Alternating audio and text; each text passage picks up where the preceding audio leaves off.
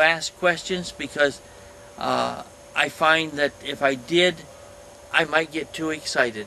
Well, here's the thing I'm thinking about. You as a man on the Board of Education, I'm sure you're going to dig into this sort of thing. Whether you're I'm not on going the to board let or that. not. Yes, on the board or not, you're not going to let this type of thing. Because it is not going to. Let me ask you a question. Now, if these same types of videos were shown to the Boy Scouts or Girl Scouts, do you think that there's a possibility they might disband the troop or throw somebody in jail? Oh,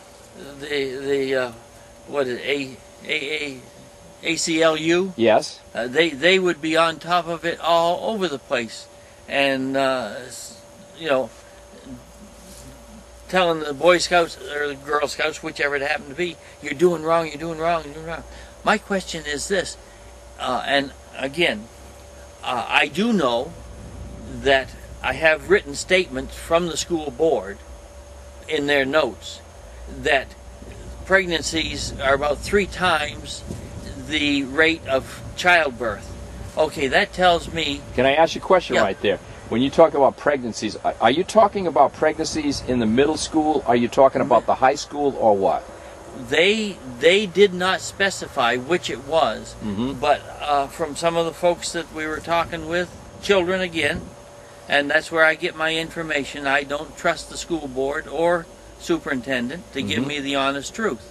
He hasn't done it so far, and I don't expect that to change. But you are saying that the pregnancy rate is going up. Pregnancy rate, on the school board notes, says it was 3 times that of the birth rate. Do you think there's a possibility that sex education and these triple X rated movies they're showing the kids in the 5th or 6th grade might have an influence on that? Guess what? If somebody likes chocolate and you hang them over a big bucket of chocolate, it isn't going to be long before they take their finger and dip down and see what it tastes like. Well, this is the reason I said that you have a very folksy way of getting some very important information out. Let me change subjects for you now. Yeah. Okay, now you're a gentleman that's out here. You're on limited income. Your wife is making some money I'm on at the disability. piano. You're on disability. You have a wonderful farm out here. The kids love to come out here. Oh, they run all over the place. And now, what do you think would happen if taxes continue to increase at the rate that they've been happening? Would you be able to maintain this place, or would you have to sell off? We would have to sell. And what would happen to those kids that love to come out here and work with you in the fields and in the kitchens, and your wife, the lovely wife out there teaching the piano? Do you think all this thing would kind of have to come to an end? It would come to an end, and the thing that gets you is the children are the lifeblood of our town. I say that in that they are going to be the future for our town. You know, a waterway, Whitewater, isn't going to be the future for our town, or the dance hall isn't going to be the future for our town, or the Third Thursday. By the way, Third Thursday, the last one they had, I was down at the walkway over the river and the railroad tracks, and there must have been 100 kids up there fighting.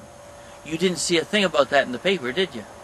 So basically, I think bringing your kids out here to this beautiful big field to work with you run and all to over engage. They have a. Well, let me ask you another question now. We're concerned about the quality of life in this area.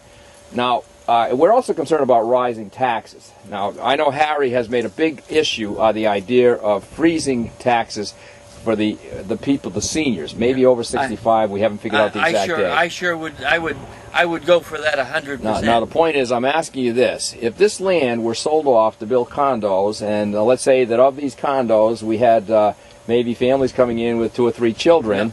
And each one of these children, of course, going to be raised by the school system, and we're going to be paying what? Okay, we're talking about $12,000 per student, and if you had 2 or 3 kids coming in here, then the expenditure that the town would have to pay to educate these children that you left because you couldn't afford to pay the $500 or $600 in additional taxes.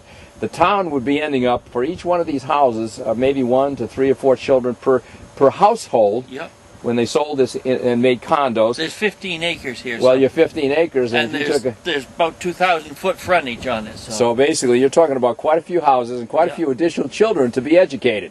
And what do you think that would do to the level of taxes for everybody in town? Well, what little bit of tax they would collect from here for housing, you would lose by, you know, who knows how much because of children going to school. So the taxes you're paying, and I'm not even going to ask you that because that's a personal thing with you, but the taxes you're paying, well, they've, do you they've think, about doubled. well, and the point recently. here being that I find that most people who are seniors do not place nearly as many demands on public services as would a young family. We don't have any children at home. So what you're doing is you're paying a lot more in taxes than the services that you derive. Yeah, we don't derive any. But once this land is sold and turned into condos, and basically we have maybe another 100 kids or so that have to be educated by the town at a cost of about, what, $12,000 per student? You add a couple zeros on the You end put a of little couple $12. zeros on that, we're talking about a pretty big increase in the budget in town. You better believe it, and it's going to. Everybody's going to have to share it. Well, here's what I'm thinking about, Jim, and I'd just like to conclude because this is one of the reasons that I wanted to see you running for the Board of Education. Number one, I think we need some new faces in there, and God bless the guys that are on there. I know they're working hard, and I have the greatest respect for them. Yep. However, I think it's time that we get a new perspective from different people. And the perspective that you're talking about in creating value, a value system for the children, helping these children with their homework gives you an idea as to what needs to be done. We see them all the time. And just to change the subject for 1 second, you were talking about people doing things. You see the little youngin over there? Yeah. He's picking pears off our pear tree. He's picking pears, the young fellow out there. Was that that fellow who was out there doing the piano a while ago? Yep. It was. And so he's learned his piano lesson, and now he's going to pick pears. He's going to take them home. And his mama said, when I was talking to her earlier, she's going to make a pear crisp. And so the family gets fed dessert for the next 3 or 4 days, free, because the good Lord gives us the pears. We've got oodles of them. And by the way, we live differently than a lot of you folks that will be watching this. I buy groceries on a yearly basis. In other words, right now I have food stored ahead, except for meats, and meats will come as we get sales or as the deer come up to eat out of our garden. I'm a Bambi person. I hate to hear that, but well, they eat out of our garden during the summer, and that's we what feed Gene them. Dismay and I are on the same boat. I'm a Bambi person, but yeah, but they eat out of ours, so we eat off them. Yeah. You know, we share back and forth. It's a mutual admiration type of thing. But anyhow, we have food enough so that any given Sunday, Saturday or Sunday, you're going to find 30, 40, sometimes maybe even 50 people here, all eating out of the garden, stuff that has no taste of a can, no nothing artificial in it, no poison sprayed on it. We use bug spray, but you know what we use? We take garlic, old garlic, put it in a pail, and sprinkle it after a while, and the bugs don't like that smell of the garlic. So it doesn't do anything to the food, and you can eat it right out of the garden fresh. But anyway, so we live a different style. We teach this style to all these kids, and I saw a 16-year-old kid out here. It's been a few years back, and we needed a cake. And so Pearl, that's my wife, she said, would you make this cake for me? And he said, I don't know how, I never made a, and there he is tongue-tied, you know, like that. And Pearl said, just read what it says on there and do it. And he read what it said on there. He made that cake, and that boy, he weighed probably 200 pounds, and he was walking probably 5 feet off the ground.